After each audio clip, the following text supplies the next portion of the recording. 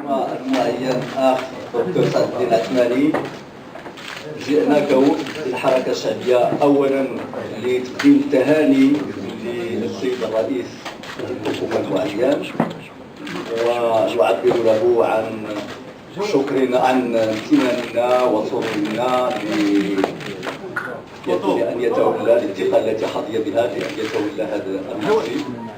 وبطبيعة الحال تحدثنا حول الطرق التي يمكن أن تخرج بها هذه الحكومة بسرعة إلى الوجود، والسيد رئيس الحكومة له جميع المؤهلات للنجاح بهذه المهمة، وعبرنا له عن استعدادنا كحزب الحركة الشعبية لمساعدته ولمزيد المعونة، لأن فوق كل شيء هناك المغرب، ويجب بسرعة أن ينجح المغرب وأن ينجح الدكتور سعد الدين العثماني في هذه المهمة التي أسندها إليه جلالة الملك. شكرا. جاءت لكم دعوة لدخول الحكومة.